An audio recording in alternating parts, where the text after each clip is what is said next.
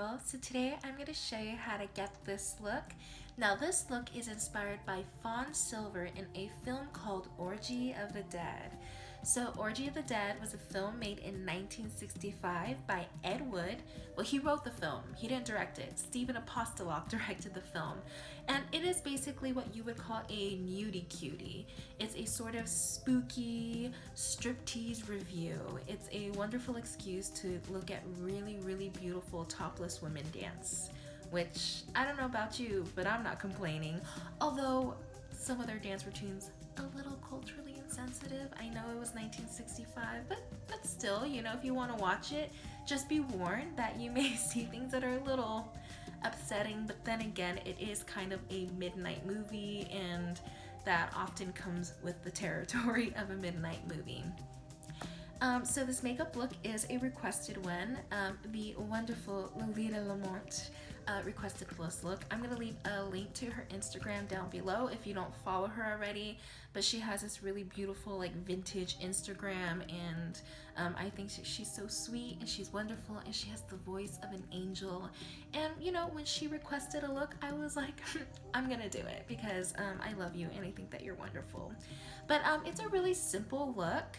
I feel like even if you didn't want to dress up specifically as the Black Ghoul, that would be okay, because you could just throw some fangs on here and a little bit of blood and like you're a vampire, or you can put some horns on and all of a sudden you're Satan.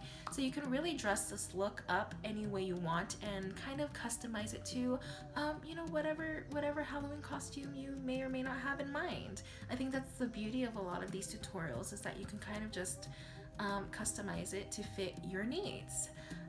But yeah, enough of me talking. Let's get onto the hair and makeup.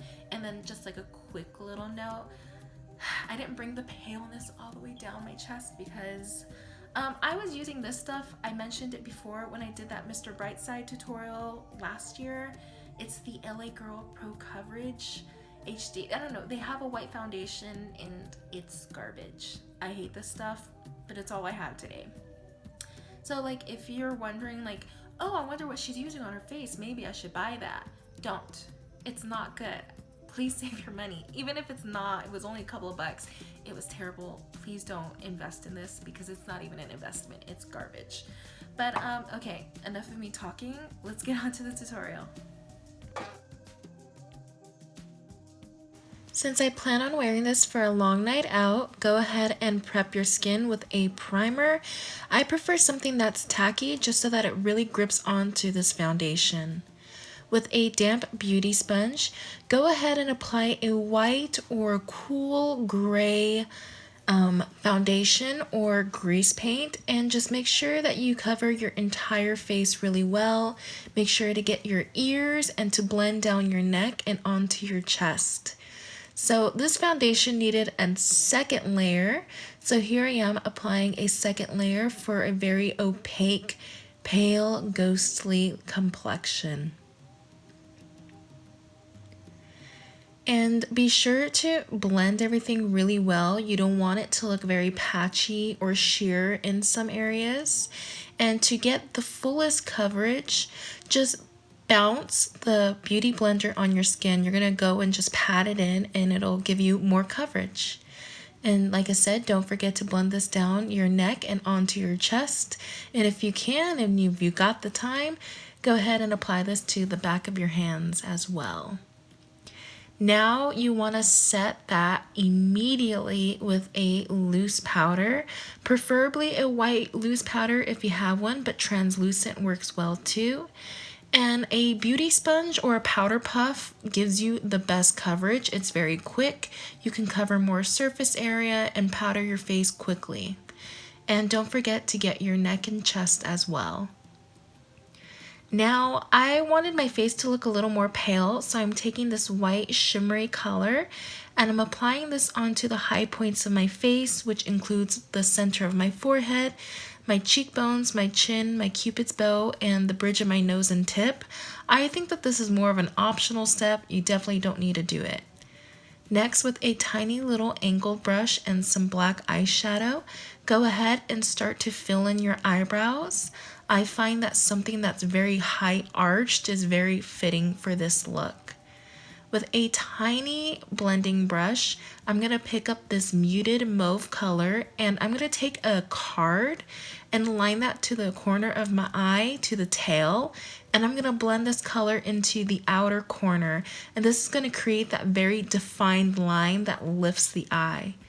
With that same brush, I'm going to pick up a black and work that into my outer corner, blending that in. I'm actually wiping my brush off and then going back and blending it in just so that I don't get too much pigmentation at once. With that same brush, I'm picking a brown, like a tan brown, and a nudie color. All of this is a matte finish, by the way. And I'm going to go ahead and apply that onto my brow bone because it looks like Fawn has a very brown eye going on. And I'm going to go ahead and just blend that into the rest of the colors.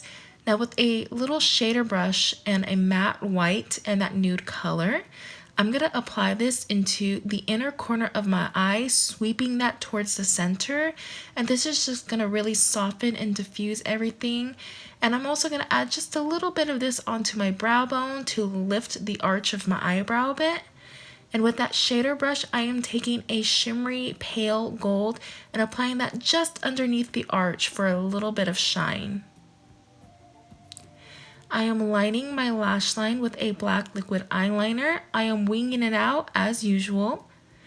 And I'm also doing a tiny little point in this inner corner of my eye just to help enlarge it. And I'm filling in the wing. Go ahead and apply a white or nude liner to your waterline.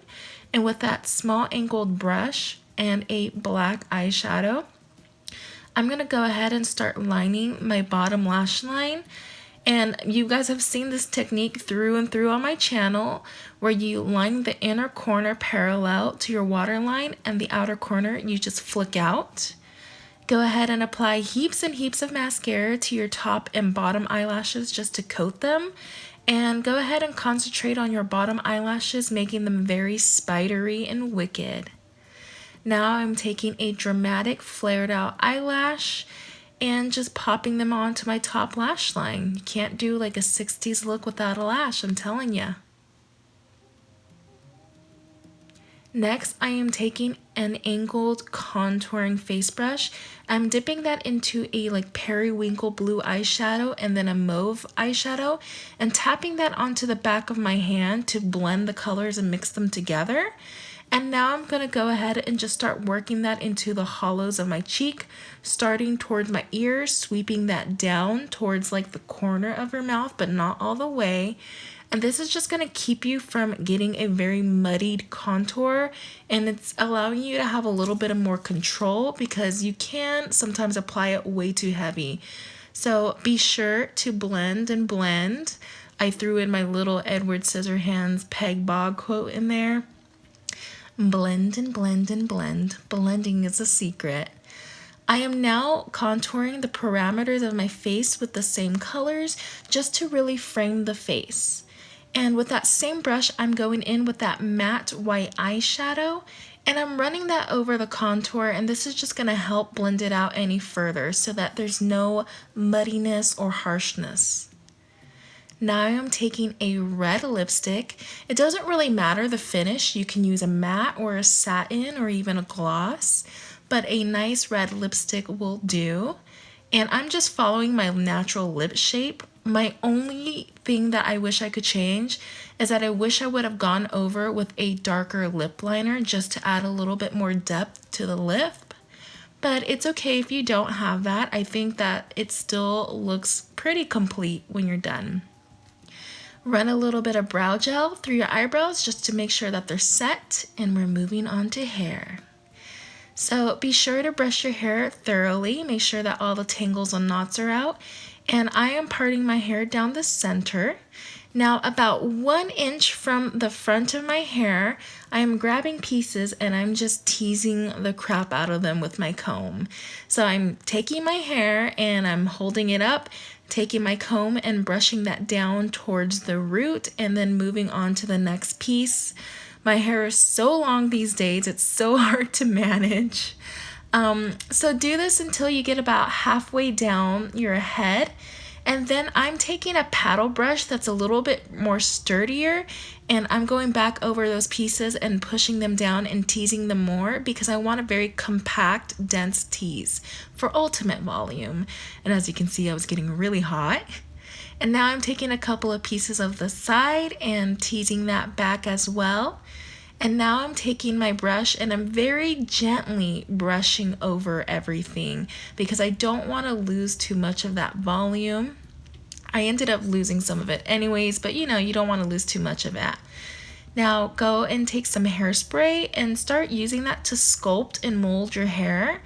The only thing I wish I would have done was that I wish I would have sprayed the inside of my hair with hairspray to get better hold, but I was just going to take a shower after this anyways, so I figured it wasn't too big of a deal. As you can see with these front pieces, I'm spraying them and then combing them really flat against my head because it looked like Fawn had them really flat against her head. And I was trying to recreate the look even though I didn't get it exactly, but it's fine, it's cool. And here I am, just brushing, fiddling, finessing. I'm terrible with hair. So now I am taking some bobby pins and I am pinning just the sides of my hair to kind of get that like bulbous shape. Turns out that she actually had like a updo instead, and I just left my hair down, but basically we're done. And don't forget to put a little beauty mark on your cheek because that's Fawn's signature. And this is it for the completed look. So I know the hair is a little bit of a disaster. I was struggling with trying to tease this hair, and then it's not even as big as her hair is. She was fully wearing a wig, so give me a break. But no, it's actually a relatively easy look, and I like that it's ooky spooky and still really beautiful and sexy. And yeah. So there's really not much to say about this look that I didn't already say in like the beginning part of this tutorial, but it's just a really simple look. I think that it's very versatile. I think you can dress this up in any way and kind of customize it to fit whatever costume ideal you may have, or like maybe you just might want to adopt these techniques into your everyday makeup routine, you know. It's really one of those looks.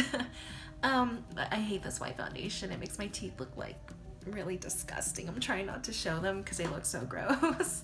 But yeah, so this is one of the few Halloween tutorials I sort of have in mind. I am trying to find time to like film everything. I'm a little worried because I'm trying to like squeeze so many looks within a short time frame that I'm a little worried that the quality is not going to be exactly there. But I'm going to try to fit as many Halloween tutorials as I can this month. And whatever I can't do this month, I'm still going to completely roll those out during the rest of the months, because as we know, this is not really like a beauty channel where like you do looks because you want to look really cute and beautiful. This is more like pop culture icons, obscure references. Like, this is the channel for you. And so really any of these looks that I've done ever can be used as like a Halloween look. Let's be real. So I don't think it really makes a difference at this point if I get them before Halloween or get them out there after Halloween. But yeah, just be patient with me. I do have a couple of looks in mind. I don't want to say them out loud just in case I can't get to them yet. But I'm excited. I'm excited and I am ready to be a little more consistent on my channel. But yeah, enough of me talking. As always, I will leave a list of all the products that I use down below in the description box. Oftentimes, I also include links to social media. So if you want to follow me on Instagram, or maybe you're on Twitter, or perhaps Tumblr, or Blogspot, which I haven't updated in like 2 years. Maybe it hasn't been 2 years, it's been like 1 year, but still, like, I'm rarely on Blogspot. I don't know why I link it, but I do. It's also gonna have links to the music that I use or footage that I include in my channel. Anything that you need to find, it will be down below in the description box, so be sure to check that out. And then if what you're looking for isn't down there, then feel free to ask me. I'm trying to get better at replying to people because I know that in the past I've been like so awful at it. And I'm hoping to try to make some changes into this channel to hopefully give you guys better quality and make this a more fun community and experience, because I really do look at a lot of you guys as my friends and comrades and angels that I love so much. And I know a lot of us are mutuals on various platforms, and this is just like our own little space to be weirdos and to have fun and talk about films and music and whatever other obscure things we may be into. Anyways, enough of me talking. Thank you again for watching. I love you guys, and until next time.